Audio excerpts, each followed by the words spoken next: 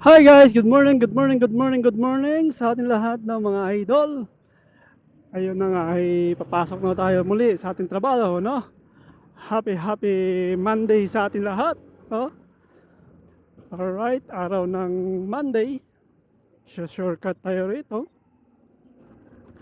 Dito tayo dadaan para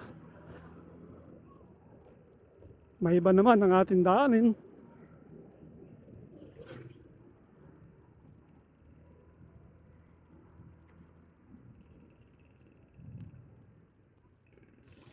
Medyo nakakailang lang siya, no, mga idol, pag dito ko siya nilagay sa helmet ko, yung aking Insta360.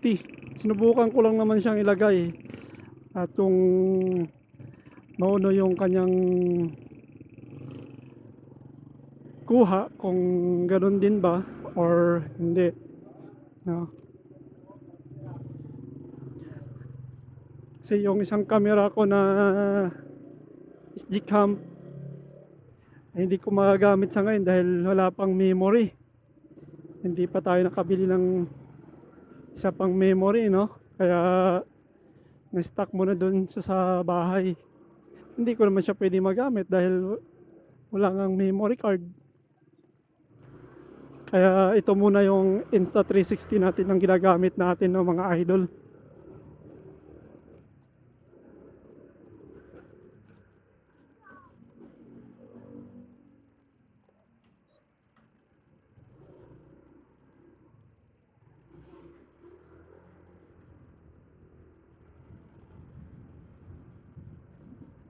Yun lang, medyo mabigat lang sa helmet kumpara sa Insta, ay kumpara sa ano, sa SD cam.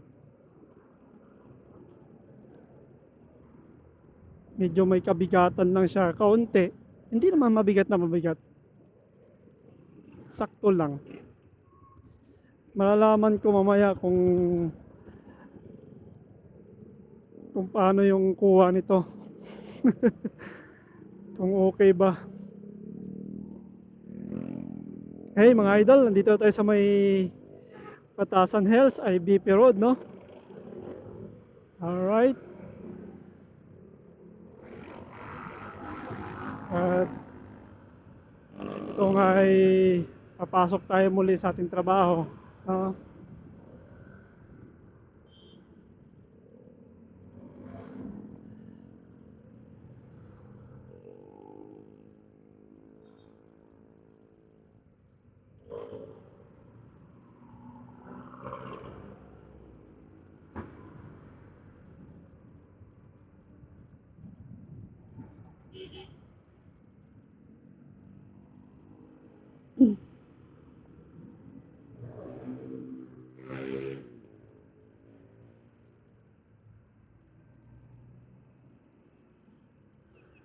Sinubukan ko lang yung Insta natin na ilagay sa helmet kung anong difference ng na nakalagay siya sa manubela at nakalagay siya sa helmet.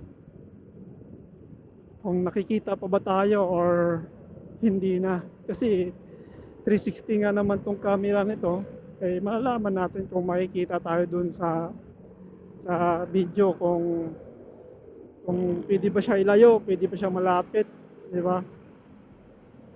Kung hindi siya pwede, ay wala tayong magagawa.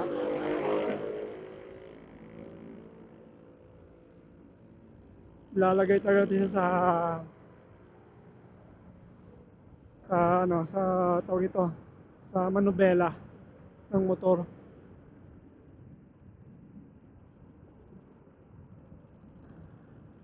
Kasi nako-curious lang ako mga idol eh. Nako-curious kung kung maganda ba yung kuha ng nakalagay siya sa helmet or mas maganda ang kuha kung nakalagay siya sa manubela, no? Eh, hindi pa ako nakabili kasi ng yung tinatawag niya ng invisible stick.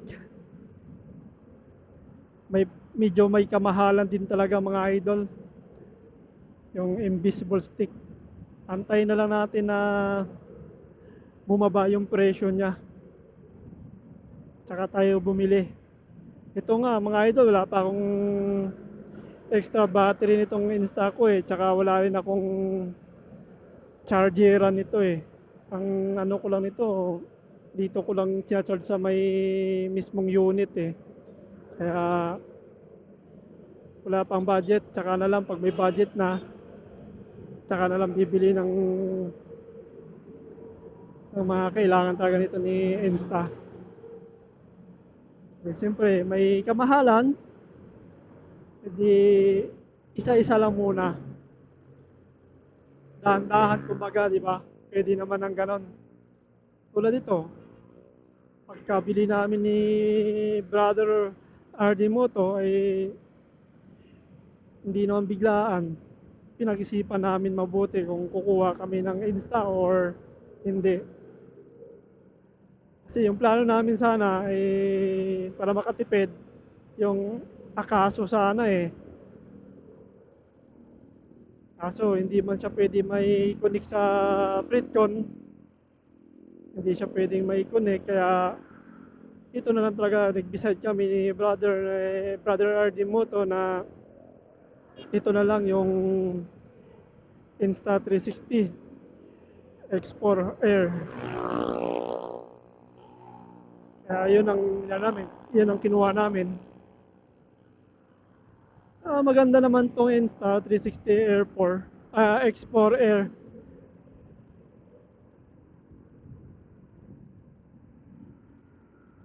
Maganda yung kuha, malinaw, maayos. Yun nga pala mga idol, yung ginamit natin na resolution dito ay tinay ko rin yung 6K resolution, no? Ginawa kong 6K. Tingnan ko kung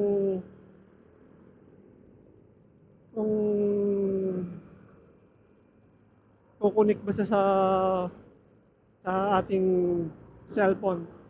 Kasi kahapon yung 8K resolution, laging siya mga idol, hindi kaya ng cellphone yung 8K. Sa 4K naman, kayang-kaya niya, walang problema. Pero pagdating sa 8K, bihado tayo. Hindi kaya ng cellphone. Kung once na maganda yung kuha nito, na habang nandito sa helmet, ay dito ko na lang muna ilagay sa helmet para walang problema. Yan, nandito na tayo sa Luzon Avenue. Tagos nito ay Congressional Avenue Extension.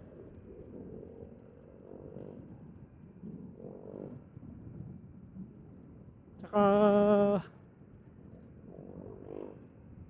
hindi ko lang din alam kung nanginginig ba siya or ano tawag yan, nagbabounce ba siya. Malalaman natin yan kasi may stabilizer naman yung Insta na to eh. Yeah. May stabilizer naman siya.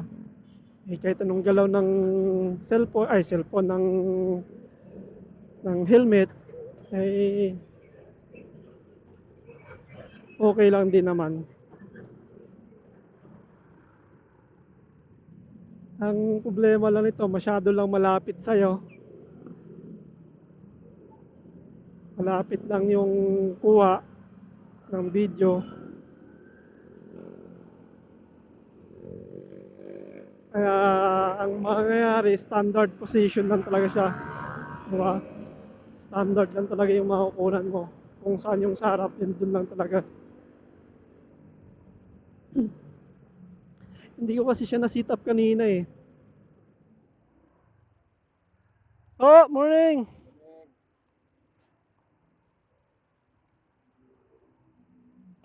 Oh, Tio! Easy!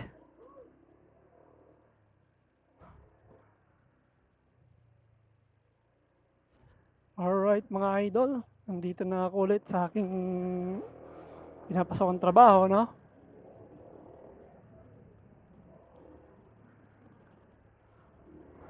Okay, hanggang sa muli, mga idol. Hanggang dito na lang. Paalam!